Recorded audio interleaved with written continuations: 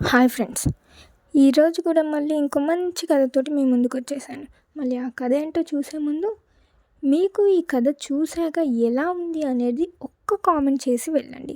మీకు ఈ కథలు నచ్చుతున్నాయా లేదా, ఇంకా మీకు ఇలాంటివి ఇంకా కావాలా, ఎలాంటి వీడియోస్ కావాలి అనేది కామెంట్ చేస్తే మీకోసం మంచి మంచి కథలను తీసుకొస్తాను.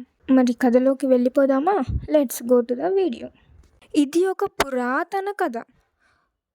ఒక గ్రామంలో ఒక ధనవంతుడైన రైతు ఉండేవాడు. అతని పేరు రంగయ్య. రంగయ్యకు 3 కొడుకులు: వెంకటేశ్వర్లు, గోపాలుడు మరియు కృష్ణయ్య. వాళ్ళు ముగ్గురు మంచి రైతులే, కానీ ఎప్పుడు గొడవ పడుతూ ఉండేవారు.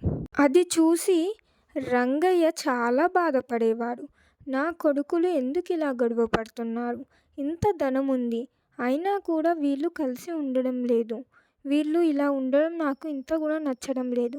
వీళ్ళను ఎలాగైనా మార్చాలి అని అనుకున్నాడు.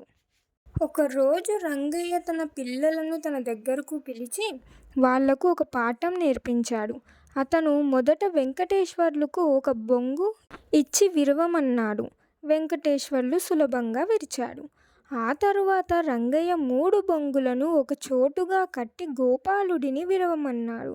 గోపాలుడు ఎంత కష్టపడినా ఆ 3 కట్టెలను ఒకేసారి విరవలేకపోయాడు.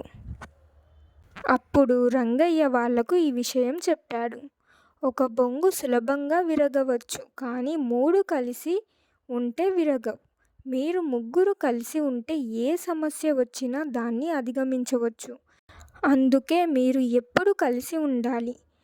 మిమ్మల్ని చూసి అందరూ భయపడాలి, అంతేకాని మీరు ఇలా గొడవ పడుతూ ఉంటే అందరి ముందు చులకనగా అయిపోతారు.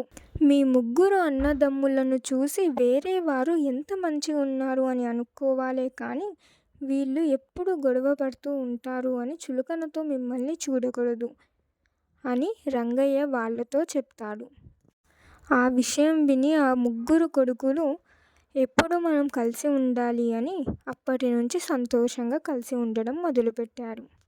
ఈ కథలో మనం నేర్చుకోవాల్సినది ఏమిటంటే, ఏకత అంటే శక్తి. కలిసి ఉంటే ఎలాంటి సమస్యలైనా సమర్థవంతంగా ఎదుర్కోవచ్చు. ఈ కథ కనుక మీకు నచ్చినట్లయితే లైక్ చేయండి, షేర్ చేయండి, సబ్స్క్రైబ్ చేయండి. Thank you for watching.